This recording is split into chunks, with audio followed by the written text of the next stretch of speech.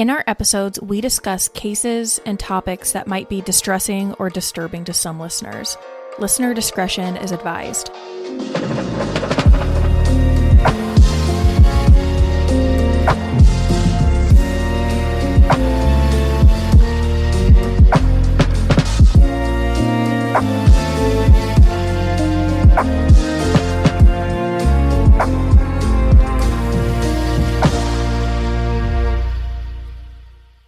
Hello, friends. Welcome back. And if you are new to this podcast, welcome. I am Becca, your host, a former intelligence analyst turned investigator with a passion for researching cold cases, learning more about crime, and diving into ways to prevent it. And today, in this bonus episode, much like last week's, there's a few current stories that have caught my attention, so we are just going to dive right in. Our first story is coming from Atlanta, Georgia, and specifically the Atlanta International Airport, where police stopped what could have almost certainly been a devastating mass shooting. And the way it was prevented, I think, should be a lesson for all of us.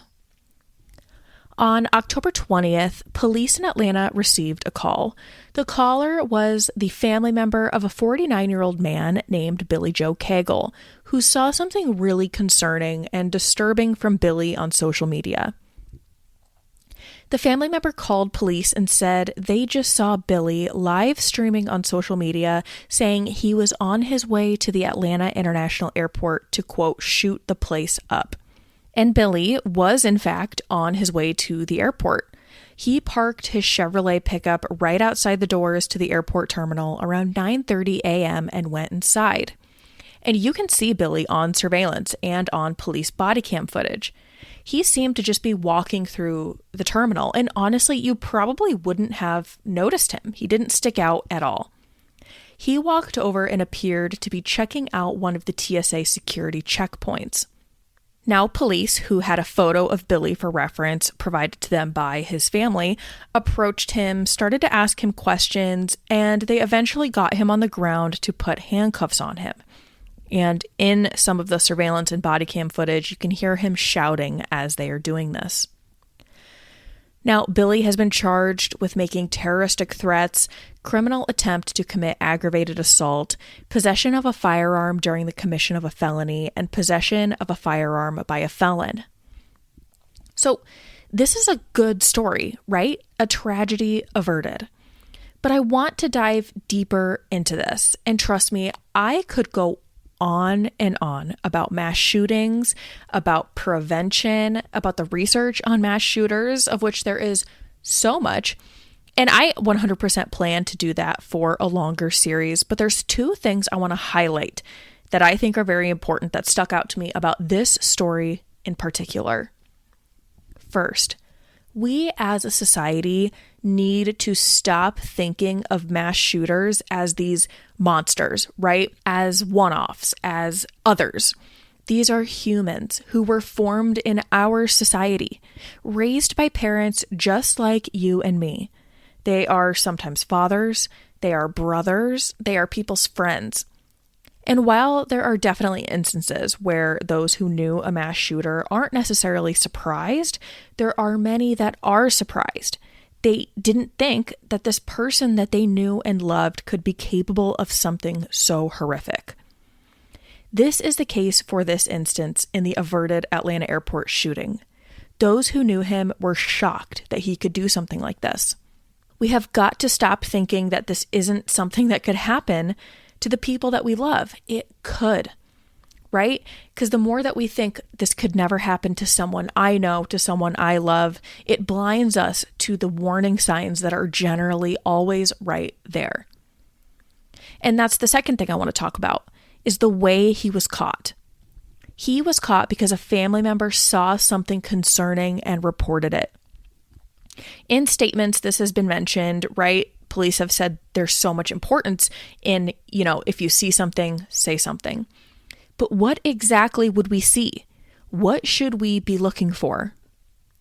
That, my friends, is the premise of an upcoming series I have planned where I plan to go so far beyond the current mass shooting debate of guns versus mental health and talk about the shooter and the almost step-by-step pathway that each of them take before committing a mass shooting.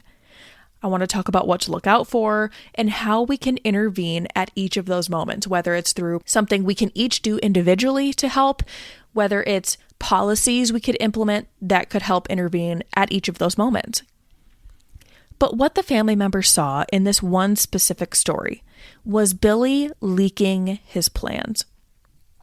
Billy got on social media, started a live stream, and said he planned to commit a mass shooting. This, the concept of leakage, is something the majority of mass shooters do very shortly before they commit their act. It is such an incredibly important moment for intervention, and it's so crucial that more people understand the seriousness of this and know that they must report it. We saw something similar back in September in Washington state, where a 13-year-old boy was arrested after he had made multiple threats to kill people and had several posts on social media with photos of him holding guns, with messages that appeared to show, quote, a fascination of recent school shootings and mass casualty attacks. He had posts referencing the 1999 Columbine school shooting and the 2022 Uvalde shooting. Police then searched this 13-year-old's home and found 23 firearms inside. Many appeared to be homemade with 3D printed parts. The guns were unsecured. There were loaded magazines with school shooter writings on them, with clothes and writings like a manifesto that clearly indicated he was planning something horrific. Now, this scenario involves so much more than just leakage, but again, we need to better understand what we need to be looking out for, so when we see something, we know when to say something. These are only two examples, right? We rarely hear of the likely attacks that were prevented, but it happens a lot. And I plan to link to some research and resources below, including to Sandy Hook Promise. They have a campaign called Say Something. And this campaign is aimed at teaching school-aged kids about the warning signs and ensuring they have a trusted adult or anonymous reporting system to voice any concerns they might have. This topic specifically is so important to me. Mass shooting prevention, it's something I have studied extensively for my master's degree, and we truly can stop mass shootings if we just get beyond the tired guns versus mental health debate that always follows one of these tragedies. There is so much more to it than that. There is so much research out there on the pathway that these shooters take. It goes so far beyond access to guns and mental health. And yes, those are two incredibly important topics that we absolutely need to act on, but we're missing so many other ways and moments that we can intervene and get these people the help that they need. And now, honestly, that's kind of all I have for you today. This was a really quick bonus episode, but I just wanted to get my thoughts out there on that. I was going to do a review of some other crime-related show, but I haven't finished any yet. I am almost done reading the book I'll Be Gone in the Dark by Michelle McNamara, which is a book on the Golden State Killer. Once I'm done with that, I will share my thoughts. I will say, as I've been reading this, and I have been doing a lot of research on the Golden State Killer, I don't generally get scared, listening to true crime stuff and following all of it. I've never felt scared, even though, the topics are generally kind of scary. But one of the things that does make me feel so unsettled are people like Joseph D'Angelo, the Potomac River rapist, which I have a series that I think, or an episode I'm going to do on him coming up. Russell Williams. These are all serial rapists, right? Who all of them eventually go on to kill at least one person. With Russell Williams and obviously Joseph D'Angelo, they went on to kill multiple people, but they genuinely make me feel scared. And as I've been doing a lot of research into these serial rapists over the last few weeks and months, I've felt scared to be in my house by myself, because with all of them, I think it's the fact that all of them were in these people's homes beforehand, just creeping around, moving things, going through your items, and then they just leave. And I think the thing that just makes me feel so eerie and scared when I'm researching it is the fact that they're just stalking their victims ahead of time. And the thought that someone could be in your house and you wouldn't even know it makes me feel so unsettled. So unsettled. And so I have like genuinely felt scared being in my apartment by myself the last few weeks, just because I've been doing some deep dive research into these people. And it's creepy.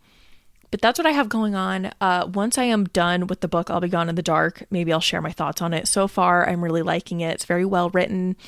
Obviously, I wish, Michelle McNamara, she did so much research and writing about the Golden State Killer, and she passed away before he was caught, which is kind of devastating, really, when you think about it. She's just spent so much time on it. But yeah, I mean, guys, send me the news stories that are on your mind.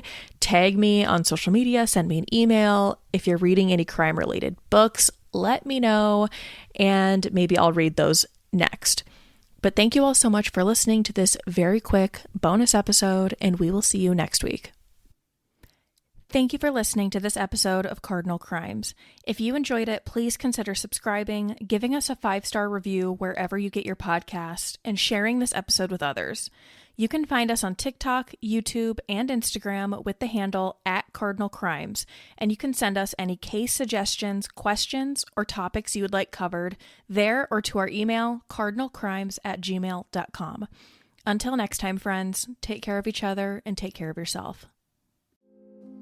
If you've ever thought about starting your own podcast, there's no better place to begin than with Buzzsprout. It's the platform I use, and it makes publishing, promoting, and tracking your episodes so easy, even if you're not tech savvy.